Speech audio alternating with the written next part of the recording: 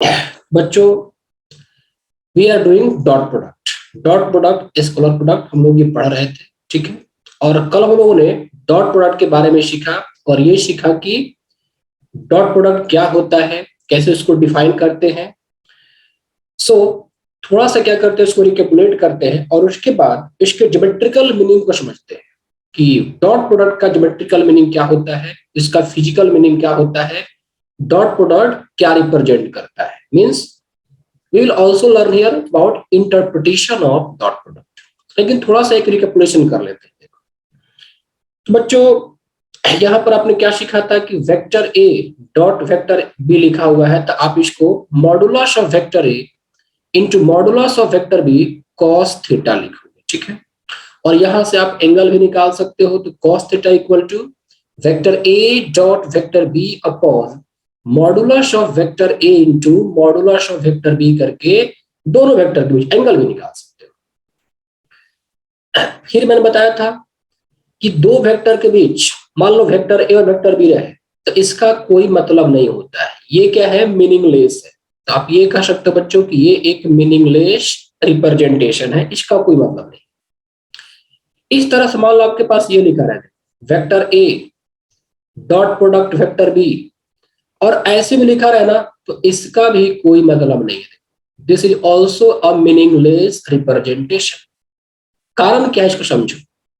Vector A dot vector B, तो ये तो एक स्केलर बनेगा। तो मान लो कोई स्केलर के, अब किसी स्केलर का एक वेक्टर के साथ डॉट प्रोडक्ट लेना, किसी स्केलर का एक वेक्टर के साथ डॉट प्रोडक्ट लेना बच्चों, ये भी क्या होता है, एक मीनिंगलेस ही चीज होता है, ठीक है।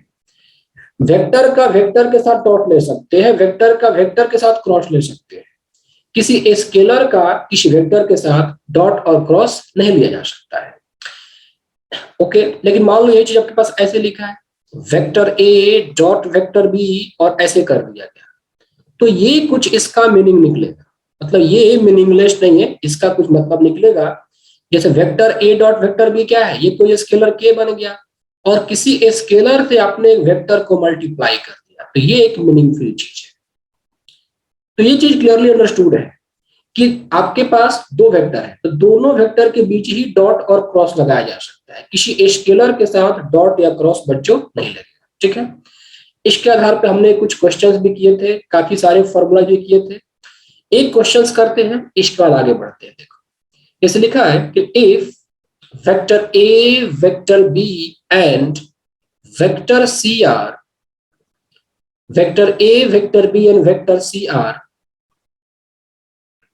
यूनिट वेक्टर्स, ये हो गया बच्चे आपको unit vectors, such that vector A plus vector B plus vector C equal to 0, then angle between vector A and vector C is, ऐसा कुछ आपसे पूछा गया है, ठीक है। तो ऐसे क्वेश्चंस आप लोग मिलेंगे और जेईई मेंस में ऐसे क्वेश्चन आ चुके हैं। तो कैसे करते हैं ऐसे क्वेश्चन को सॉल्व, देखो vector A plus vector B plus vector C, ये क्या लिखा है, ये 0 लिखा है। हमें एंगल किसके किसके बीच निकालना है, वेक्टर ए और वेक्टर सी के बीच। तो जिन दोनों वेक्टर के बीच का एंगल निकालना है, उन दोनों वेक्टर को एक साथ रखना और तीसरे वाले को अलग कर देना, मतलब लेफ्ट से राइट कर।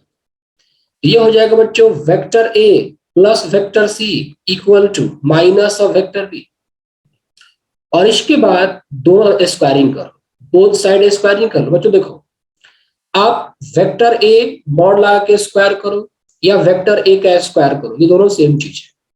आप modulus of vector A plus vector B का स्क्वायर लिखो या simply vector A plus vector B का होल स्क्वायर लिखो, ये दोनों सेम चीज है बच्चों। तो यहां से आप ये कह सकते हो, यहां पर स्क्वायरिंग करो, क्योंकि आपको ए और सी के बीच का एंगल निकालना है। तो यहां पर आप क्या करें बच्चे, स्क्वायरिंग कर ले। तो स्क्वायरिंग करेंगे तो vector A plus vector C का होल स्क्वायर और ये माइनस वेक्टर बी का होल स्क्वायर। अब ये बन जाएगा आपका A square plus C square plus 2 vector A dot vector C, और ये हो जाएगा आपका B square. A B C ये वेक्टर, इनके बारे में क्या कहा गया है, ये यूनिट वेक्टर्स है। अब यदि ये यूनिट वेक्टर है तब क्या करोगे, ए के प्लेस पे 1 पुट करो, सी के प्लेस पे 1 पुट करो, 2 टाइम्स ये vector A dot vector C, B के प्लस 1 पुट करो, ये भी क्या हो जाएगा, 1 हो जाएगा। तो यहां से आप बच्चों ये कह सकते हो कि 2 times vector A dot vector C कितना आया, ये 1 से 1 कटा, इस 1 को इधर लाओगे तो बच्चों ये +1 जो होगा होके ये -1 बन जाएगा।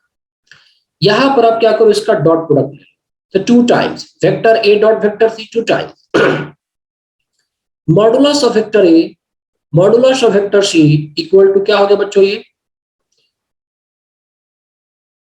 यहां पर पूछा क्या गया है, पूछा गया कि angle between vector A and vector सी।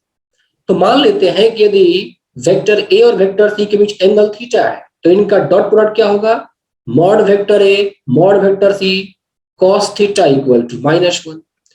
अब चूंकि A B C unit vector है, यदि A B C unit vector है तो ये मैग्नीट्यूड क्या होगा बच्चों, ये 1 1 हो जाएगा। So finally 2 cos theta equal to -1। So cos theta equal to -1/2, ये कितना आता है, cos थीटा इक्वल टू -1/2 कितना आता है बच्चों, है किसी को idea, cos theta equal to -1/2 cos 120 degree आता है। तो थीटा क्या हो गया बच्चों, यहाँ पर 120 डिग्री हो गया। तो इस तरह से हम क्वेश्चन को सॉल्व कर सकते हैं। ठीक है, देखो कई बार आपके पास क्वेश्चन मिलेगा कि vector A plus vector B plus vector C के बीच कुछ रिलेशन दिया है और किसी दो वेक्टर के बीच का एंगल फाइंड करना होगा। तो जिन दोनों वेक्टर के बीच आपको एंगल निकालना है बच्चों, तो उन दोनों वेक्टर को एक साथ रखोगे और तीसरे वेक्टर को आप अलग कर दोगे, फिर स्क्वायरिंग कर लोगे, फिर दोनों तरफ स्क्वायरिंग कर लोगे और उसके बाद आप ऑटोमेटिकली आपको रास्ता दिख जाएगा कैसे कैसे प्रोसीड करना है। ठीक है, तो ये तो था प्रीवियस क्लास का एक रिकैपिटुलेशन और उससे कंसर्न एक क्वेश्चन का डिस्कशन। आज हमें किस टॉपिक पे काम करना है, so today we are going to discuss about interpretation of dot product. Interpretation of dot product, अब यहां पर दो तरीका से इसको हम लोग इंटरप्रेट कर सकते हैं। इंटरप्रेट का मतलब होता है वो चीज एक्चुअली में क्या रिप्रेजेंट करता है, ठीक है, उसका सिग्निफिकेंस क्या है। सो इंटरप्रिटेशन ऑफ डॉट प्रोडक्ट, बच्चों यहां पर दो तरह का इसका इंटरप्रिटेशन। देखो पहला है geometrical interpretation. Geometrical interpretation, geometrically ये वेक्टर ज्योमेट्रिकली डॉट प्रोडक्ट क्या रिप्रेजेंट करता है हमें ये देखना है। तो बच्चों ये जो आप लोग लाइव वॉच कर रहे हो, ऑडियो तो ठीक आ रहा है ना, हो सकता है वीडियो लैग कर रहा है, ठीक है। Is the audio coming perfect everybody? Yes, sir. Audio is coming perfect, then enjoy the class. Later I can upload the recording for your purpose.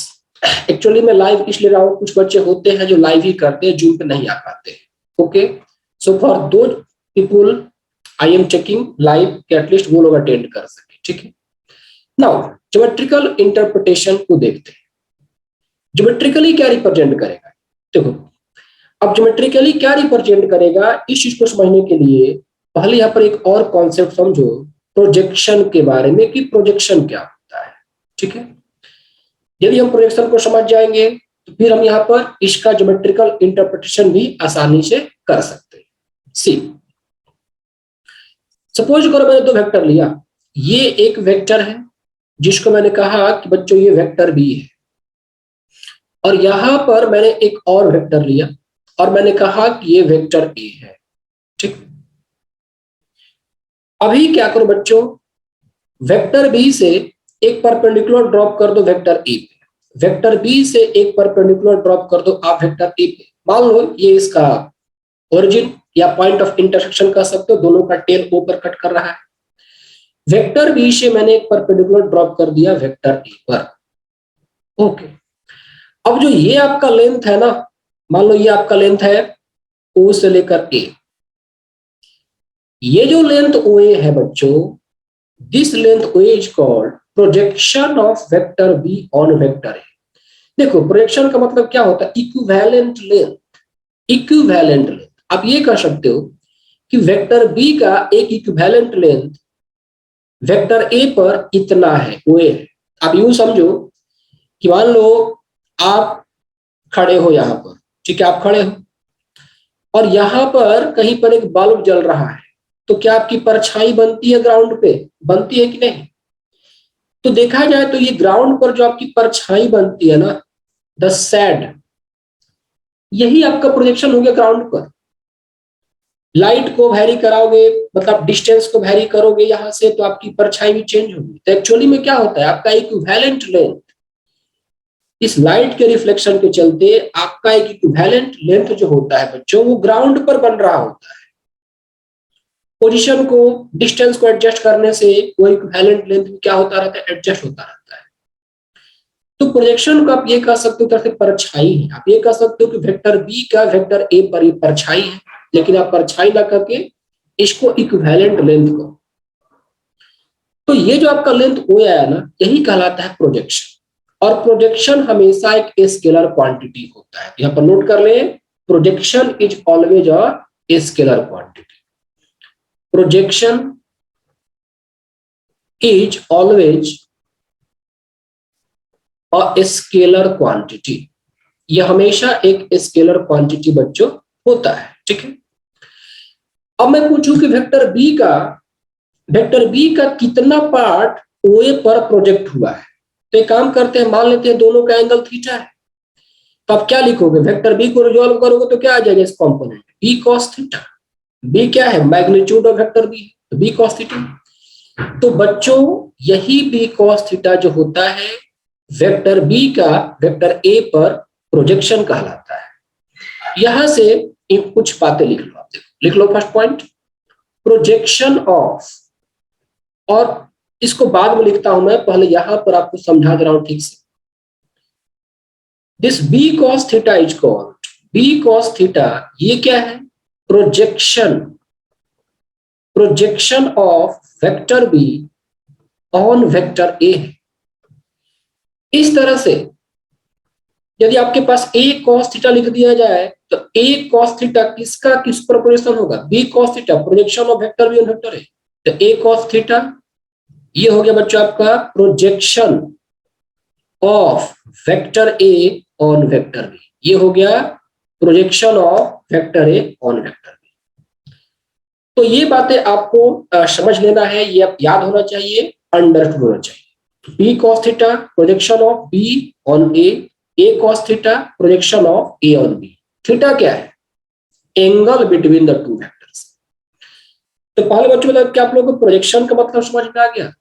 Projection आप ये कह सकते हो कि परछाई है। अब देखो यहां पर, मान लो मैंने कहा कि एक वेक्टर इस तरह से है, ये वेक्टर आपका a है और वेक्टर भी ठीक परपेंडिकुलर है, वेक्टर बी जो है ठीक बच्चों परपेंडिकुलर है। यहां पर देखो, यहां पर बी का परछाई क्या, ये पॉइंट है, बी का परछाई क्या है, पॉइंट है, और पॉइंट का मैग्नीट्यूड क्या होता है, जीरो। तो आप ये कह सकते हो कि वेक्टर बी का जो प्रोजेक्शन है वेक्टर ए पे वो जीरो है, जीरो है क्योंकि पॉइंट। प्रोजेक्शन किसी भी सिचुएशन में बन सकता है, चाहे 90 डिग्री का एंगल बने, एक्यूट एंगल बने, या फिर आपका जैसे मान लो ऐसे बन गया। देखो ये आपके पास वेक्टर ए है और वेक्टर बी को मैंने ऐसे डाल दिया, वेक्टर बी, तो क्या अब नहीं बनेगा प्रोजेक्शन? बनेगा, बिल्कुल बनेगा। अब क्या करो, वेक्टर ए को पीछे की तरफ प्रोड्यूस कर दो, पीछे की तरफ प्रोड्यूस कर दो। वेक्टर बी को बच्चों क्या करो, आप पीछे की तरफ ऐसे प्रोड्यूस कर दो, तो यहां पर जो प्रोजेक्शन है ये निगेटिव चला आएगा। हालांकि लेंथ कभी निगेटिव नहीं होता है। तो प्रोजेक्शन निगेटिव आने का मतलब ये बताना चाहता है कि जो इक्विवेलेंट लेंथ है या फिर जो परछाई बन रही है वो वेक्टर ए के अपोजिट डायरेक्शन में बन रही है। मैग्नीट्यूड वही रहेगा, मैग्नीट्यूड में कोई चेंजिंग नहीं आएगी, वो बी कॉस थीटा ही होगा बच्चों। बस आप साइन लगा दोगे माइनस, आप साइन लगा दोगे माइनस, माइनस साइन इसलिए ताकि आपको ये पता रहे कि जो प्रोजेक्शन है वो वेक्टर ए के निगेटिव साइड में। Is that clear everybody? क्या ये बच्चों को समझ में आ गया?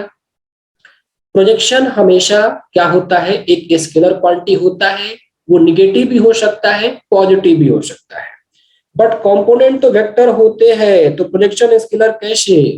अच्छा, कंपोनेंट मैंने कहा कंपोनेंट, मैंने यहां पर कहा कि मुझे कंपोनेंट निकालना है, यहां पर मैं कंपोनेंट निकाल नहीं रहा हूं, मैं तो प्रोजेक्शन निकाल रहा हूं। प्रोजेक्शन का मतलब वेक्टर बी का एक इक्विवेलेंट लेंथ वेक्टर ए पर, लेंथ नाम लिया था मैंने, कंपोनेंट का नाम नहीं लिया था।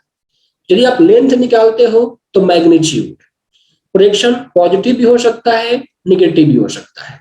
निगेटिव इसलिए लिया जाता है ताकि ये पता रहे कि हाँ, जो प्रोजेक्शन है वो वेक्टर ए के अपोजिट साइड में। कंपोनेंट का तो नाम मैंने लिया ही नहीं, जब कंपोनेंट का मैं नाम लूंगा, उस पर काम करूंगा, तो वहां पर मैं वेक्टर जरूर लगाऊंगा। Right now I am talking about projection. Projection का मतलब उसका इक्विवेलेंट लेंथ, जो कि हमेशा एक स्केलर क्वांटिटी होता है। अब बच्चों देखो, अब आपको मैं डॉट प्रोडक्ट का ज्योमेट्रिकल मतलब समझाता हूं कि डॉट प्रोडक्ट का ज्योमेट्रिकल मतलब यहाँ पर ये क्या होता है। आपको ये तुरंत आपको समझ में आने वाला है। देखो, प्रोजेक्शन के बारे में तो आप समझ गए ना, ये आपका बी कॉस थीटा आ गया। अब देखिए नाउ, यदि मैं ये पूछ बच्चों कि vector A dot vector B क्या होगा, तो क्या कहोगे? Modulus of vector A modulus of vector B cos theta कहोगे। तो क्या आप इसको ऐसे लिख सकते हो, देखो मॉडुलस ऑफ वेक्टर ए और ये modulus of vector B cos theta जो है क्या है, ये है projection of vector B on vector A. अच्छा, क्या इसको हम ऐसे भी लिख सकते हैं, वेक्टर बी को बाहर निकाला और फिर यहां पर मैंने वेक्टर ए कॉस थीटा किया, तो अब ये क्या बन गया, projection of vector A on vector B. तो इसको हटा के यहां पर लिखो, यहां पर आप लिखोगे कि projection of vector A on vector B, और ये दोनों ही dot product vector A dot vector B के बराबर है। तो यहां पर बच्चों को समझने वाली बात यह है कि vector A dot vector B actually में क्या रिप्रेजेंट करता है। तो vector A dot vector B represent करता है किसी एक वेक्टर का मैग्नीट्यूड इनटू दूसरे वेक्टर का प्रोजेक्शन पहले वेक्टर पे। देखो, वेक्टर ए का magnitude, projection of vector B on vector. So magnitude of one vector into projection of other vector on the first vector, आप ये कह सकते हैं। समझ में आ रही बच्चों को what is the geometrical meaning of dot product? Magnitude of one vector, any one vector, देखो magnitude of either vector A और वेक्टर बी, लेकिन यदि आप वेक्टर ए का मैग्नीट्यूड लेते हो फिर प्रोजेक्शन ऑफ बी ऑन ए को मल्टीप्लाई करना पड़ेगा। यदि आप वेक्टर बी का मैग्नीट्यूड लेते हो तो projection of vector A on vector B multiply करना पड़ेगा। तो बच्चों इस तरीके से आप यहाँ पर देख सकते हो, लिखो यहाँ पर 10। Sir when will the projection be equal, when will projections will be equal? projections equal होने का क्या मतलब? projections equal, यदि दोनों वेक्टर का मैग्नीट्यूड सेम है तो दोनों का एक दूसरे पर प्रोजेक्शन क्या हो जाएगा, सेम हो जाएगा। बस थोड़ा सा वेट करो, 1-2 मिनट और वेट करो, हो सकता है कि आपका डाउट मैं क्लियर कर दूं अगले कॉन्सेप्ट में। पहले इसका ज्योमेट्रिकल में लिख लो। देखो ज्योमेट्रिकली ये क्या रिप्रेजेंट करता है, तो लिखो 10 dot product geometrically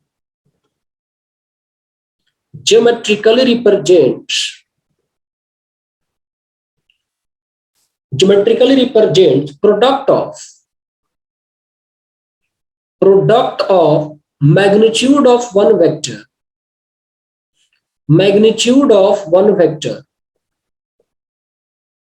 and projection of other vector in its direction मतलब जिस वेक्टर का मैग्नीट्यूड आपने लिया है उसी वेक्टर के डायरेक्शन में दूसरे वेक्टर का प्रोजेक्शन, दैट्स इट। यही आपका डॉट प्रोडक्ट का ज्योमेट्रिकल रिप्रेजेंटेशन है। हालांकि जो हमने यहां पर लिखा वो आपको समझाने के लिए कि डॉट प्रोडक्ट का ज्योमेट्रिकल मतलब क्या होता है, लेकिन जो एग्जाम में क्वेश्चन आता है वो प्रोजेक्शन से आता है। तो प्रोजेक्शन का यहाँ पर फॉर्मूला बनाना कंपलसरी है। देखिए, जैसे मैंने कहा कि प्रोजेक्शन ऑफ वन वेक्टर, अब देखो प्रोजेक्शन ऑफ वेट, देखो आपने क्या लिखा यहां पर, vector A dot vector B equal to modulus of vector A modulus of vector B cos theta. क्या आप इसको ऐसे लिख सकते हो बच्चों, modulus of vector B into cos theta equal to vector A dot vector B upon modulus of vector A कह सकते हो। ये क्या है, this imply projection of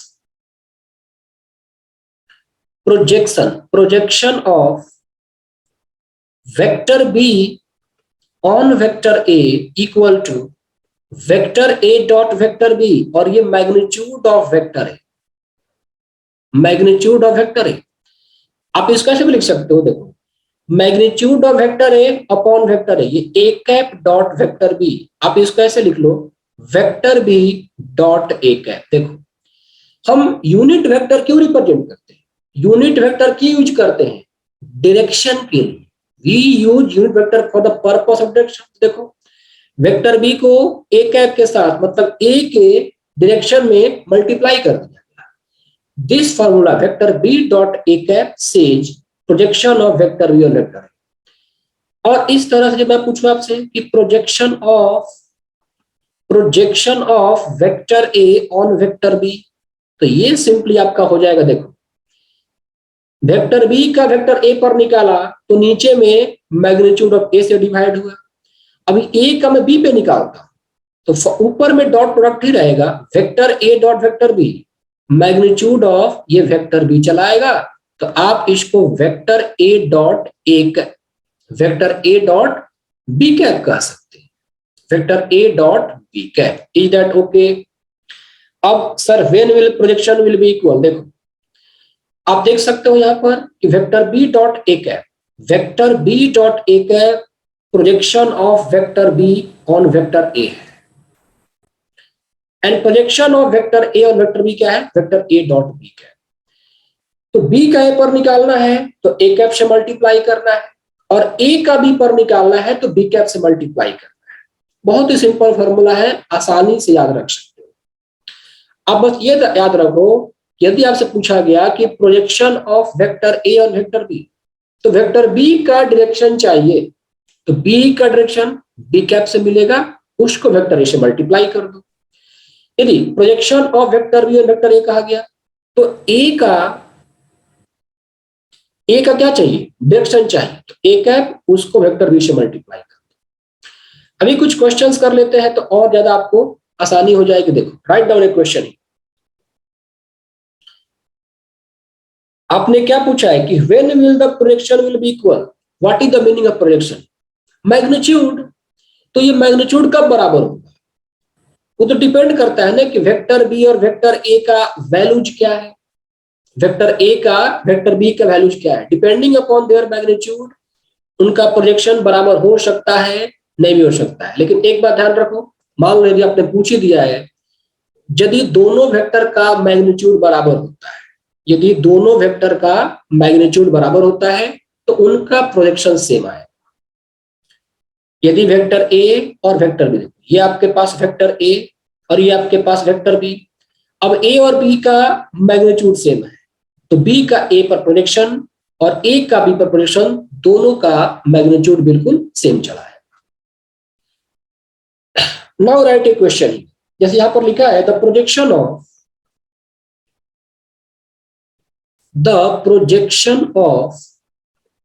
vector A equal to 2i cap plus 3j cap, 2i cap plus 3j cap minus 2k cap on vector B equal to i cap plus 2j cap plus 3k cap each. देखो option A है यहां पर 1/√14, option B है बच्चों 2/√14, option C लिखा है √14 and option D लिखा है -2/√14। ये आपके पास 4 ऑप्शन है। तो काफी आसानी से इस क्वेश्चन को आप सॉल्व कर सकते हो। Projection of vector A on vector B, तो वेक्टर ए का वेक्टर बी पे निकालना है, किसका किस पे निकालना है, ए का बी पर, तो बी का डायरेक्शन, तो वेक्टर ए डॉट क्या करूंगा, बी कैप कर दूंगा, तो वेक्टर ए, अब बी कैप को क्या लिखोगे, vector B upon modulus of vector B कर दो। अब दोनों वेक्टर का डॉट प्रोडक्ट, तो vector A dot vector B, 2 into 1 ये 2, 3 into 2 ये 6, -2 into 3 -6 अपॉन वेक्टर बी का मैग्नीट्यूड, तो 1 square plus 2 square plus 3 square, ये और ये कटा, तो 2 अपॉन बच्चों देखो √14 चला आया। पहला ऑप्शन करेक्ट। यदि दोनों वेक्टर के बीच का एंगल 90 से ज्यादा होता है, मतलब ऑब्ट्यूस एंगल बनता है, तो फिर प्रोजेक्शन जो होगा बच्चों क्या होगा, आपका निगेटिव हो जाएगा, क्योंकि डायरेक्शन चेंज हो जाएगा इस बार। ये प्रोजेक्शन होगा, आप कहोगे जो वेक्टर ए बी का प्रोजेक्शन है ए पर, वो अपोजिट साइड में। तो देखो कई बार क्वेश्चन उल्टा भी आते हैं, प्रोजेक्शन की वैल्यू दी हुई होगी और वेक्टर के बीच एंगल पूछा होगा, तो बच्चों ध्यान रहे कि यदि प्रोजेक्शन की वैल्यू पॉजिटिव है तो एंगल एक्यूट बनेगा, और यदि प्रोजेक्शन की वैल्यू नेगेटिव है तो एंगल ऑब्ट्यूस बनेगा। तो आप लोग प्रोजेक्शन की वैल्यूज को देखकर भी एंगल को आसानी से डिसाइड कर सकते हैं। छोटे छोटे क्वेश्चंस आ चुके हैं ऐसे कि प्रोजेक्शन दिया रहता है दो वेक्टर का, एक वेक्टर का दूसरे पर प्रोजेक्शन दिया रहेगा और पूछा गया है कि एंगल क्या बनेगा। बात समझ में आ गई। यदि प्रोजेक्शन पॉजिटिव तो angle obtuse, sorry angle acute, और प्रोजेक्शन नेगेटिव तो एंगल क्या रहेगा बच्चों, ऑब्ट्यूस। अब देखो जैसे यहां पर आपने निकाला ये प्रोजेक्शन, अब मैंने पूछा कि वेक्टर ए और वेक्टर के बीच एक्यूट एंगल है कि ऑब्ट्यूस एंगल है, आप क्या आंसर करोगे, एक्यूट कहोगे, से कि एक्यूट एंगल बनेगा। तो ये तो geometrical interpretation of dot product था, काफी सिंपल है ये। अब आते हैं इसका हम लोग फिजिकल इंटरप्रिटेशन देखते हैं। दूसरा पॉइंट है everybody, physical interpretation, physical interpretation of dot product. Dot product physically क्या रिप्रेजेंट करता है, तो हालांकि ये कोई चीज बहुत बड़ी नहीं है, ऑलरेडी आप लोग इस पे काफी सारा क्वेश्चंस 11th क्लास में कर चुके हो, वर्क एनर्जी एंड पावर जैसे चैप्टर में। देखो यहां पर पहले आप ये समझो, इसके बाद मैं लैंग्वेज लिखूंगा। मान लो कि यहां पर पॉइंट ए पर, सपोज करो यहां पर पॉइंट ए पर एक ऑब्जेक्ट को रखा गया है, ये आपके पास एक ऑब्जेक्ट है। अब क्या किया गया कि इस पे फोर्स लगाया गया, इस पे एक फोर्स अप्लाई किया गया बच्चों, मान लो वेक्टर एफ। अब इस फोर्स के चलते इस पार्टिकल का डिस्प्लेसमेंट ए से बी पर पहुंच जाता है, ये पार्टिकल यहां पर डिस्प्लेस होकर चला है। तो पहले पार्टिकल ए पर था, अब पार्टिकल बी पर आ गया, तो नेट डिस्प्लेसमेंट वेक्टर क्या हो गया, वेक्टर ए बी हो गया। तो पहले पार्टिकल ए पर था, उस पर लगाया गया फोर्स वेक्टर ए से डिस्प्लेस होकर बी पर पहुंच गया, the displacement vector vector S. मान लो यहां पर एंगल डिफाइन कर दिया, फोर्स और डिस्प्लेसमेंट वेक्टर के बीच मान लो एंगल ये थीटा है। तो यहां पर एक टर्म डिफाइन किया जाता है, work done by the force while displacing the object from A to B. Work done, W जो होता है vector F dot vector S होता है। सो यहां पर हम इसका फिजिकल सिग्निफिकेंस को समझते हैं। तो फिजिकली डॉट प्रोडक्ट जो है बच्चों वर्क डन को रिप्रेजेंट करता है, इट रिप्रेजेंट्स वर्क डन। जहां पर वेक्टर एफ क्या है, फोर्स वेक्टर है, और वेक्टर एस क्या है, डिस्प्लेसमेंट वेक्टर है। सो राइट डाउन हियर, आप इसको ऐसे भी लिख सकते हो, F S cos theta, F S cos theta. So right, dot product, dot product represents, dot product represents work done by a force in displacing a particle Dot product represents work done by a force vector F in displacing a particle with displacement vector S. That's it, vector S. अब यहां पर कुछ छोटी छोटी बातें, जैसे मान लो कि ये डिस्प्लेसमेंट वेक्टर है और ये आपका फोर्स वेक्टर, ये दोनों परपेंडिकुलर हो गए, 90 डिग्री का एंगल। तो ऐसे केस में डॉट प्रोडक्ट जीरो हो जाएगा, तो वर्क डन क्या हो जाएगा, जीरो। तो ये आप लोगों को याद भी कराया जाता है, ये फोर्स वेक्टर और डिस्प्लेसमेंट वेक्टर परपेंडिकुलर होते हैं तो हमारा वर्क डन क्या होता है, जीरो। जैसे आप कई बार न्यूमेरिकल कर चुके हो, यहाँ पर एक ऑब्जेक्ट होता है, उस पर वेट mg लग रहा है, अब ऑब्जेक्ट को ग्राउंड पे डिस्प्लेस कर दिया गया, तो आपको पता है कि mg इस पे कोई वर्क नहीं करता है। क्यों? क्योंकि mg जो है हॉरिजॉन्टल डिस्प्लेसमेंट हमेशा परपेंडिकुलर होता है, वेट परपेंडिकुलर होता है। So when the force and displacement vectors are perpendicular, then work done is zero. Otherwise, आपके पास फॉर्मूला है वर्क डन का, vector F dot vector S. Is that okay everybody? अब यहां पर एक क्वेश्चन कर लेते हैं और इस क्वेश्चन करने के बाद आगे बढ़ते हैं। Write down a question. Forces लिखा गया कि forces vector F1 equal to 3i cap minus 2j cap plus k cap and और यहां पर लिखा है कि and vector F2 equal to i cap plus 3j cap minus 5k cap act on a particle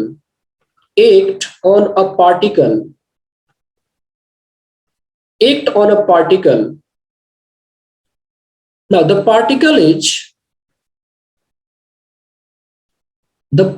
is displaced from minus 2i cap plus 5k cap to 3i cap minus 7j cap plus 2k cap. Then the work done is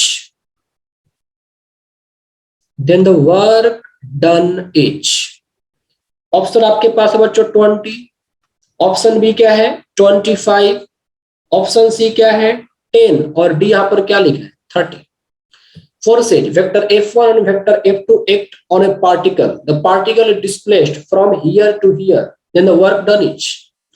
तो ये काफी आसान question है। देखिए पहले आप क्या करें, इस पे पार्टिकल पे लगने वाला नेट फोर्स को निकाल लें। तो नेट फोर्स दोनों फोर्सेज का vector addition, vector F1 plus vector F2, दो फोर्स है क्या क्या, i cap plus 3j cap minus 5k cap, i cap plus 3j cap minus 5k cap plus vector F2।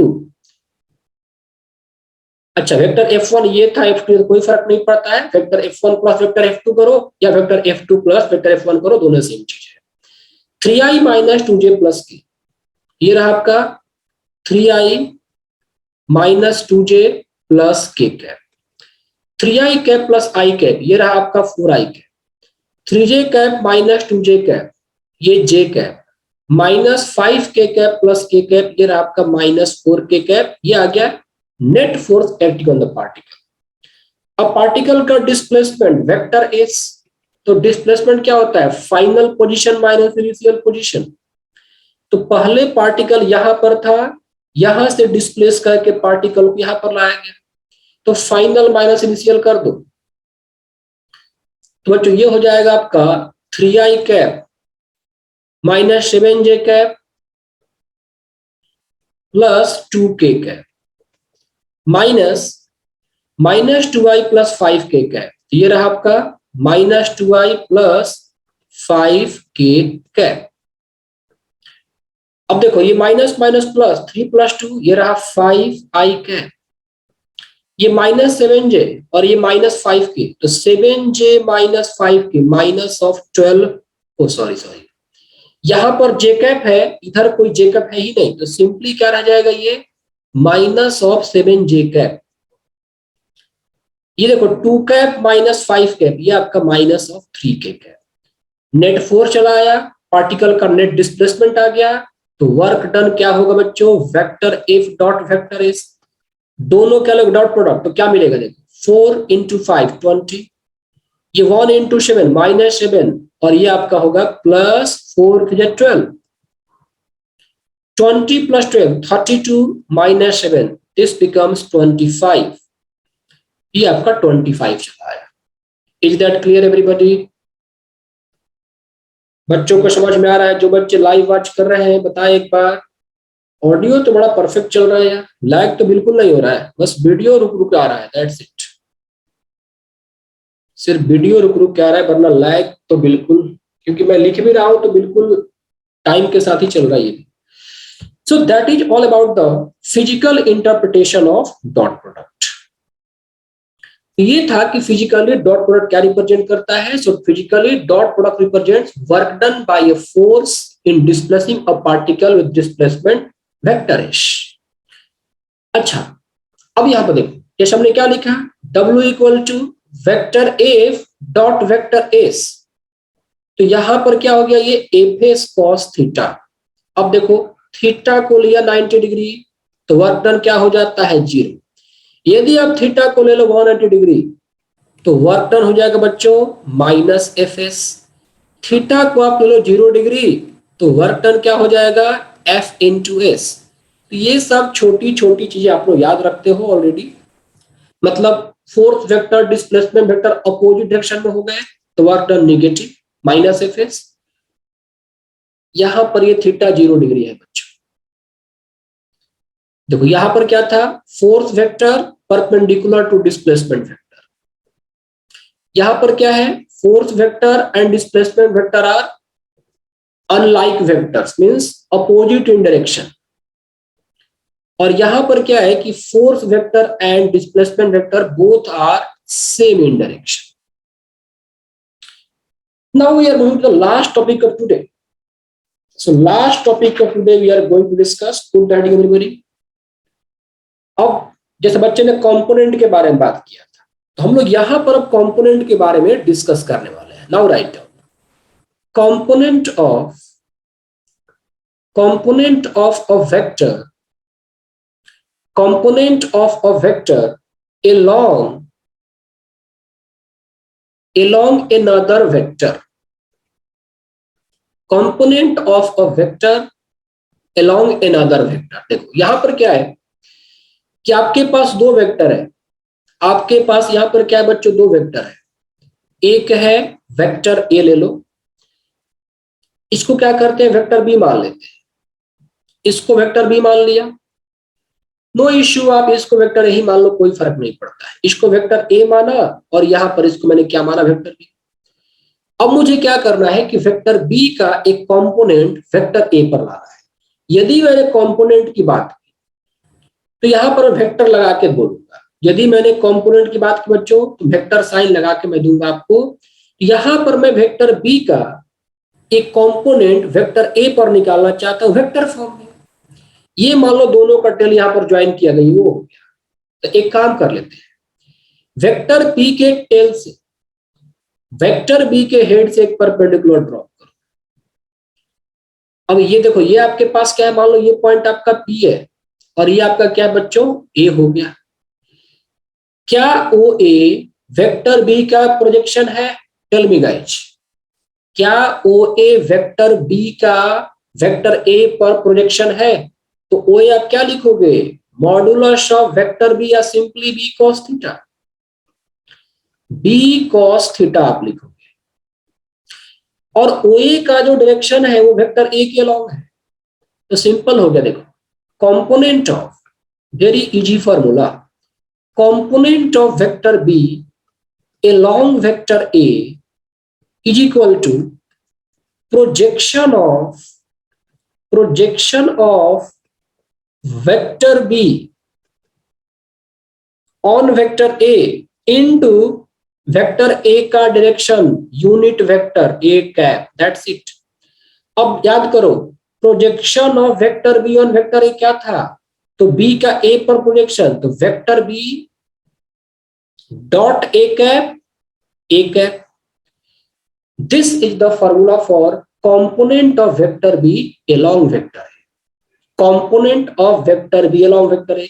आप इसको आगे और भी कई तरीके से लिख सकते हो। देखो ये आपका हो गया वेक्टर बी। वेक्टर ए को आप कैसे लिखोगे? Vector A upon modulus of vector A. तो इसको कई जगहों पर इसी फॉर्म में लिखा रहता है, और भी इसको फॉर्म बना सकते हो। देखिए ये जो वेक्टर बी डॉट ए है ना, तो कैसे लिखते हो इसको? Vector A dot vector B. Dot dot क्या होता है? कम्यूटेटिव। तो मैं vector B dot vector A कहूं या vector A dot vector B कहूं, सेम चीज है। Upon modulus of vector A, upon modulus of vector A, और ये आपका ए कैप है। तो ए कैप को आप क्या लिखोगे? Vector A upon modulus of vector A. So यहां पर एक और ये फॉर्मूला तैयार हो गया कि vector A dot vector B into vector A, या vector A dot vector B upon ये mod vector A, mod vector है, तो मॉडुलस ऑफ वेक्टर ए का होल स्क्वायर इनटू वेक्टर है। देखो इसको मैंने इतने सारे फॉर्म में लिखा, लेकिन आपको किसको याद रखना बताऊंगा। आपको बस यही याद रखना है। मैंने इतने सारे फॉर्म में क्यों लिखा? क्योंकि बुक्स में ऑब्जेक्टिव क्वेश्चन सॉल्व करोगे, ये सारे फॉर्मेट आपको देखने को मिलेंगे। जैसे क्वेश्चन आपसे दिखा रहेगा कि component of vector B along vector A is equal to, तो ये ऑप्शन होगा, ये ऑप्शन होगा। तो आपके ध्यान में रहना चाहिए, वरना मैं तो सिर्फ इसको याद रखता हूं, और मेरे याद रखने का तरीका सिंपल है। यदि किसी वेक्टर का किसी दूसरे वेक्टर पर कंपोनेंट निकालना है, तो मैं क्या करूंगा? प्रोजेक्शन को वेक्टर के डायरेक्शन से मल्टीप्लाई कर दूंगा, फिनिश। और प्रोजेक्शन का फॉर्मूला रखना आसान है। बी का ए पर प्रोजेक्शन, तो vector B dot A cap. तो ये तो देखो यहां से लेकर यहां तक ना, ये एक स्केलर होगा। आप इसको सॉल्व करोगे तो ये आपके पास एक स्केलर होगा। अब इस स्केलर को चूंकि मैंने कंपोनेंट वेक्टर ए के अलाउ निकाला है, तो ए के यूनिट वेक्टर से मल्टीप्लाई कर दूंगा। तो मेरा काम तो यहीं पर खत्म, लेकिन बाकी मैंने इसको एक्सटेंड किया ताकि ऑब्जेक्टिव क्वेश्चन में विचित्र विचित्र ऑप्शन दिया रहे, तो आप उनको आसानी से कर सके। Is that clear everybody? Yes, ठीक है। बस इसी का एक्सटेंशन है।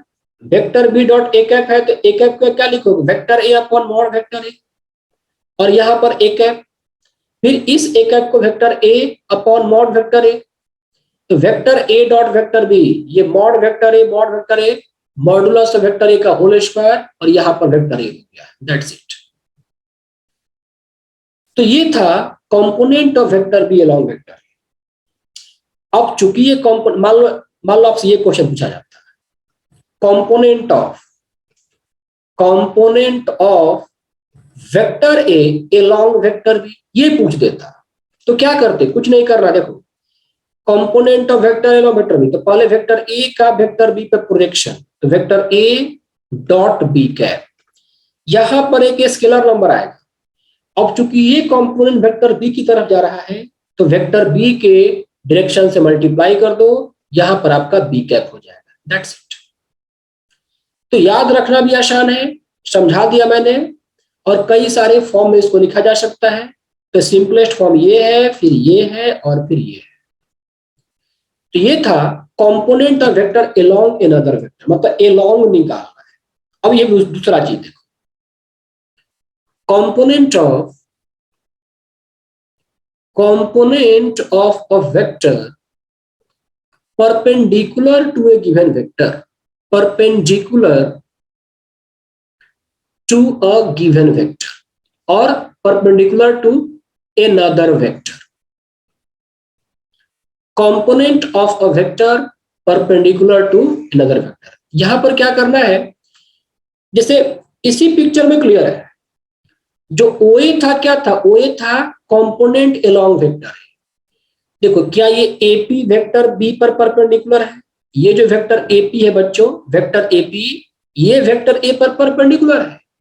तो ये जो AP वेक्टर आया ना, यही AP वेक्टर कहलाता है component of vector B perpendicular to vector है। बस यही पे काम करता।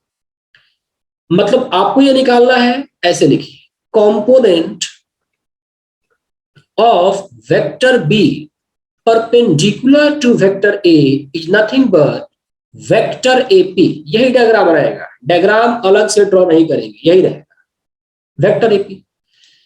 अब वेक्टर एपी निकालो तो triangle law of vector addition लगाओ बच्चों। देखो वेक्टर ओए के हेड से एपी के टेल को ज्वाइन किया गया है, तो वेक्टर बी क्या कहलाएगा, resultant.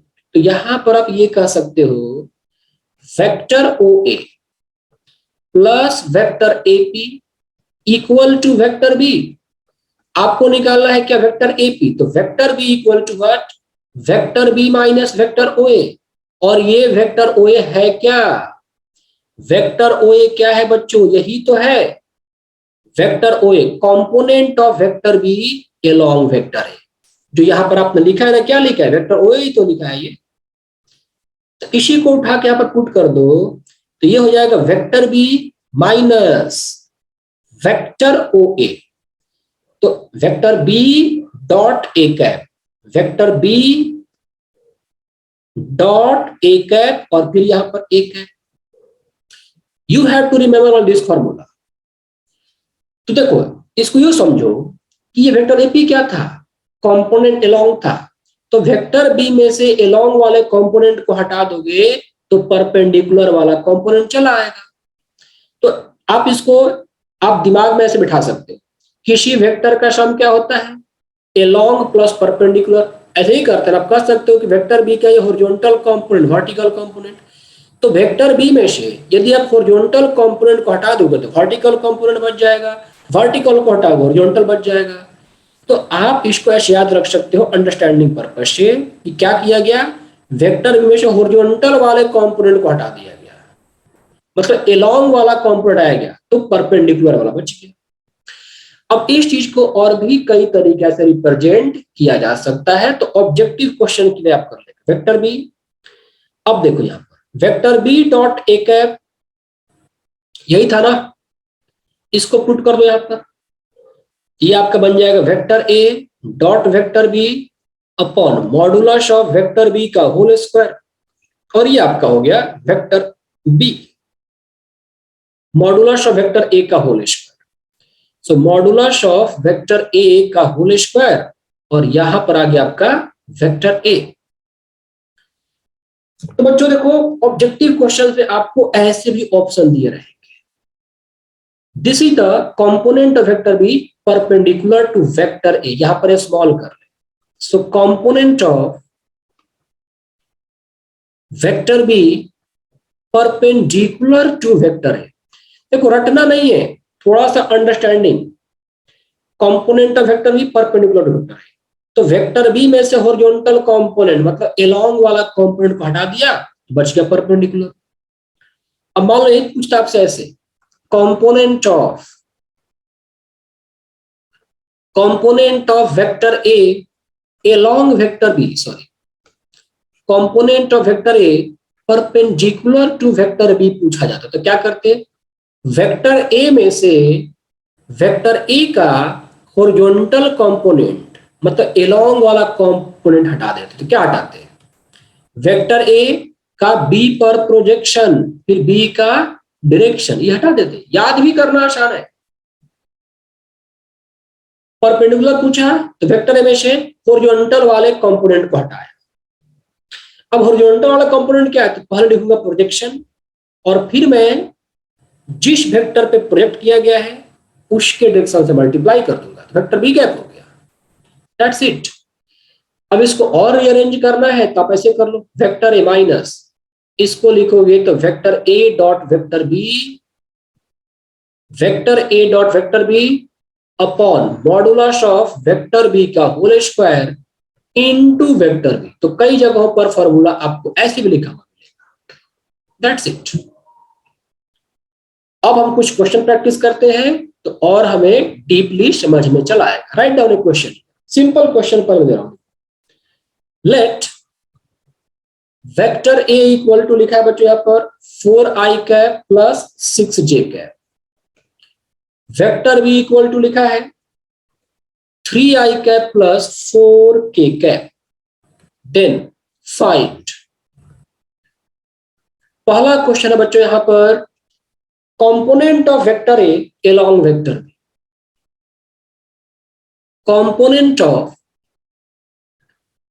Component of vector A along vector B, और दूसरा पूछा हुआ है कंपोनेंट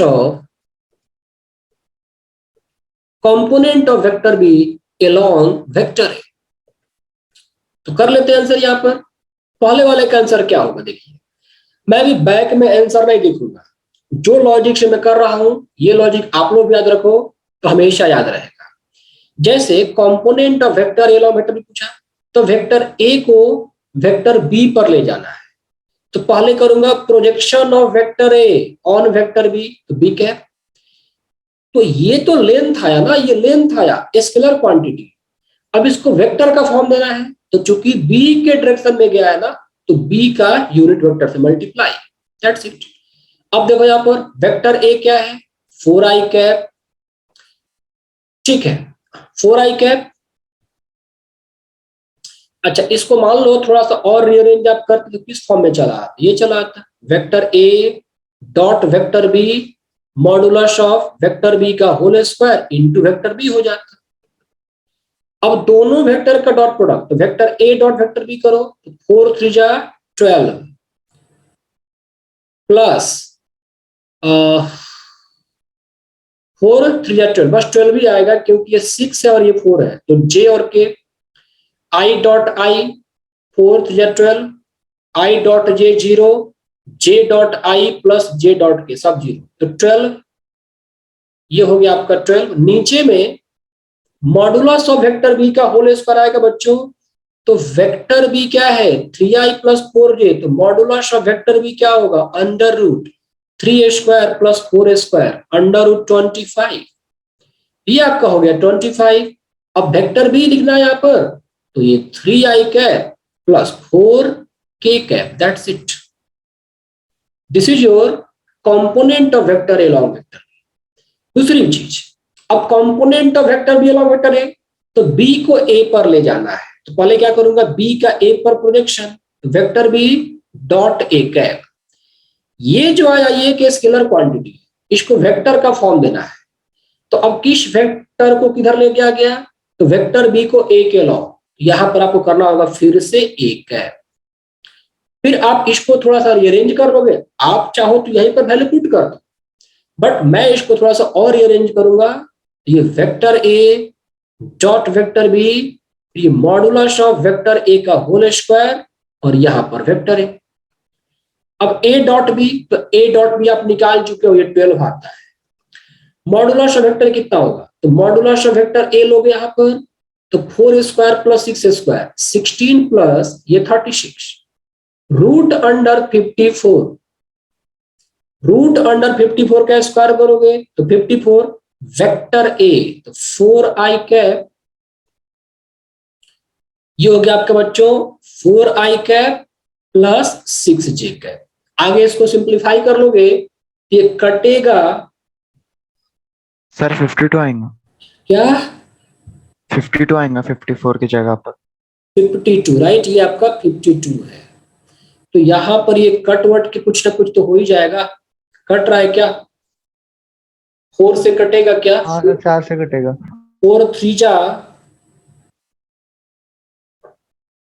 तो 3/13 चला आता, ठीक है 3/13, ये हो गया। Now write down this one, जैसे यहां पर लिखा गया है find the component of vector, find the component of vector A equal to 5i cap minus 2j cap plus 5k cap along and perpendicular to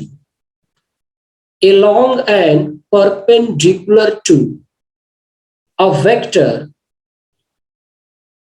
vector B equal to 3i cap plus k cap, ये आपके पास question है। चलो करते हैं इसको, find the component of vector A equal to this along and perpendicular to vector B equal to this। मेरे को कुछ भी याद नहीं है, मैं सारा फॉर्मूला भूल गया, लेकिन फिर भी मैं इस क्वेश्चन को कर सकता हूँ लॉजिक से। और आप लोग इस लॉजिक को ध्यान रखें, फॉर्मूला को रटना नहीं है। जैसे यहां पर मैं आंसर करूंगा तो वेक्टर ए को वेक्टर बी पर प्रोजेक्ट करना है, मतलब ए का बी के अलोंग और बी के परपेंडिकुलर। तो देखो component along, component of vector A along vector B. तो पहले क्या करूंगा, वेक्टर ए का वेक्टर बी के अलोंग प्रोजेक्शन, ये एक स्केलर क्वांटिटी, और अब देना है डायरेक्शन। तो बी के अलोंग है तो बी कैप लिख दिया। अब ये चीज बच्चे फाइंड कर सकते हैं, इसमें टाइम वेस्ट करने की आवश्यकता नहीं है, या फाइंड कर ही लो, काम ही आएगा अगले। इसको थोड़ा सा मॉडिफाई कर लोगे तो vector A dot vector B, ये मॉडुलस ऑफ वेक्टर बी का होल स्क्वायर, और ये वेक्टर बी हो जाता है। चलो फटाफट लेते हैं, A dot B, vector A ये है, बी ये है, डॉट करूंगा तो 5 3 15, जे का यहाँ पर कोई कंपोनेंट नहीं है तो जे वाला मल्टीप्लाई नहीं होगा, और ये 5 into 1, तो 5 3 15 माई 5 3 15 प्लस 5, ऊपर में 20, नीचे में मॉडुलस ऑफ वेक्टर बी क्या आता है बच्चों, 3 square 9 plus 1 root under 10, root under 10 का स्क्वायर बराबर 10, और वेक्टर बी ये आपका 3i कैप प्लस के कैप, यहां पर हो गया 2 3i कैप प्लस के कैप, ये हो गया component of vector along vector B. अब निकालना है परपेंडिकुलर, तो लिखो component of vector A perpendicular to vector B. देखो क्या याद रखना है, वेक्टर ए में से हॉरिजॉन्टल कंपोनेंट को निकाल दो, मतलब अलोंग वाले कंपोनेंट को, इसको निकाल दो तो 2 टाइम्स 3i कैप प्लस के कैप। अब वेक्टर ए क्या है आपके पास, ये है 5a cap minus 2j cap plus 5k cap minus 3 2 जा 6i कैप, और ये रहा आपका माइनस 2k कैप। सिंप्लीफाई कर लो तो 5i माइनस 6i, ये माइनस आई, ये रहा आपका minus 2j cap plus 5k cap minus 2k cap, ये हो गया आपका plus 3k cap. That's it. तो ये तो हमने एक फॉर्मल डिस्कशन किया। अब इन चीजों का थोड़ा एप्लीकेशन करते हैं कि अब थोड़ा घुमा फिरा कर क्वेश्चन कैसे आ सकता है। तो घुमा फिरा कर क्वेश्चन आपके पास कुछ इस तरीके से आ सकता है। राइट डाउन दिस, लिखा गया है find the perpendicular distance, find the perpendicular distance of the point minus 1 comma 0 comma 1 from a line through minus 1 comma 02 and 1 comma 1 comma 1। ये आपके पास एक क्वेश्चन है। क्या कहा गया है कि find the perpendicular distance of the point this from A line through this and this. तो बच्चों क्या है आपके पास एक लाइन है इस तरीके से, ठीक है, ये एक लाइन है। लाइन का इक्वेशन क्या आपके पास, देखो -1 0 और ये 2। लाइन जो है 2 पॉइंट से पास कर, एक पॉइंट ये रहा आपका 1 1 1, और यहां पर एक पॉइंट है -1 0 और ये 1 है। तो क्या किया गया, इस लाइन से इस पे एक परपेंडिकुलर ड्रॉप कर दिया गया, मतलब इस पॉइंट से इस लाइन पे एक परपेंडिकुलर ड्रॉप कर दिया गया, और आपको इस वाले लेंथ को निकालना है, ये आपका डी है। तो अब बताओ कैसे निकालोगे। यदि 2D का क्वेश्चन होता तो पहले आप लाइन का इक्वेशन निकालते, फिर लेंथ ऑफ परपेंडिकुलर का फॉर्मूला आपको पता होता है, पॉइंट पुट करने वाला x1 plus by1 plus c upon under root a square plus b square. यहां पर ऐसा कोई फॉर्मूला नहीं। तो आप ये सोचो बच्चों, मान लो कि मैंने इसको a मान लिया, इसको b मान लिया, इसको p मान लिया, तो क्या आप ये कह सकते हो कि इसको ज्वाइन करेंगे तो वेक्टर AP, ये आपका वेक्टर AP हो गया। तो क्या आप ये कह सकते हो कि जो D है, आखिर ये D क्या है, वेक्टर AP का वेक्टर AB के परपेंडिकुलर वाले कंपोनेंट का मैग्नीट्यूड। आई बात समझ में? मान लो यहाँ पर एक क्यू का दिया, यस तो एक हो गया आपके पास वेक्टर क्यूपी। तो वेक्टर क्यूपी क्या है? वेक्टर एपी का वेक्टर एबी के परपेंडिकुलर वाले कंपोनेंट का मैग्नीट्यूड है। तो पहले हम क्या करेंगे, कंपोनेंट ऑफ वेक्टर, पहले वेक्टर निकाल लेते हैं, वेक्टर एपी। तो पी में से ए को सब्ट्रैक्ट करोगे, -1 क्या हो जाएगा बच्चों? 0 हो जाएगा। 0 में से 0 गएगा 0, 1 - 2 -i के। फिर निकालो आप वेक्टर ए बी। तो वेक्टर ए बी कैसा होगा? तो बी में से ए को सब्ट्रैक्ट करो, तो 1 में से -1 गया तो 2i कैप, फिर ये j कैप, फिर ये 1 - 2 तो -k कैप हो गया। So now we can write here vector PQ, लिखो यहां पर vector QP is equal to component of vector AP perpendicular to vector AB। ये हो गया। तो क्या करेंगे, component of vector perpendicular to vector AP में से एलोंग वाले कंपोनेंट को सब्ट्रैक्ट कर दो। तो एलोंग वाला कंपोनेंट वेक्टर AP का पहले निकालूंगा प्रोजेक्शन इस पे, वेक्टर AB पर, तो कैप लगा दूंगा और फिर मैं AB कैप से मल्टीप्लाई भी कर दूंगा, क्योंकि ये क्या होगा, ये एलोंग वाला कंपोनेंट है ना। पहले निकाला प्रोजेक्शन और प्रोजेक्शन के बाद AB के डायरेक्शन से मल्टीप्लाई कर दिया। Now do it. अब AB कैप निकालो यहां से। तो AB कैप क्या आ जाएगा बच्चों? तो AB कैप आप निकालोगे तो वेक्टर यहीं पे कर लेंगे पैरेलल में, vector AP minus vector AP कितना है? -i कैप है। वेक्टर AP ये हो गया आपका -i कैप, फिर माइनस वेक्टर AP, तो बच्चों ये हो गया आपका -i cap, dot product AB cap, so 2i cap plus j cap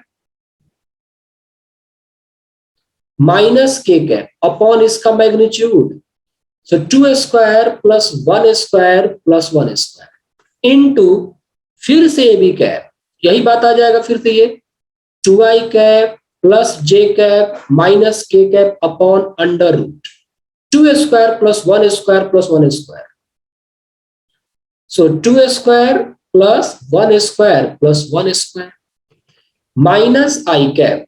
देखो ये minus minus plus i dot i, सिर्फ 2 बचेगा। नीचे में 2 स्क्वायर 4 प्लस 1 प्लस 1 6, और यहां पर ये 2i cap plus j cap minus k cap √6 into √6 6 होता है, तो -6i cap plus 2 into 2 4i cap plus 2j cap minus 2k cap upon 6, -6i plus 4i ये हो गया आपका -2i कैप, ये हो गया आपका बच्चों plus 2j cap plus 2j cap, और ये फिर से -2k कैप अपॉन 6, 2 से 2 cancel, so -i cap plus j cap minus k cap upon 6। ये क्या आया? ये वेक्टर QP आया। अब क्या करो, आप इसका मैग्नीट्यूड ले लो, तो QP इक्वल टू हो जाएगा बच्चों under root magnitude 1 square plus 1 square plus 1 square, 1 square plus 1 square plus 1 square upon यहां पर होगा 6 का स्क्वायर नहीं होगा, स्केलर है ना, बाहर निकल जाएगा, √3/6, √3 इसको 3 इंटू 2 लिखो, 1/2√3, यही आपका लेंथ ऑफ परपेंडिकुलर आया। Is that clear everybody? तो इस तरह से डॉट प्रोडक्ट के सारे कॉन्सेप्ट मैंने आप लोगों को बारीकी से पढ़ा दिया, कुछ भी नहीं छूटा है, छोटी से लेकर बड़ी बातें तक मैंने बता दिया आप लोगों को, इसका पॉसिबल एप्लीकेशन बता दिया, और जो मुश्किल क्वेश्चन बन सकते थे उसको मैंने आप लोगों को पढ़ा दिया। That's all about dot product. अगला जर्नी जो होगा क्रॉस प्रोडक्ट होगा। डॉट प्रोडक्ट पर जो भी पॉसिबल डीपी हो सकता है आप लोग करेंगे। So thank you very much, bye all of you, good night.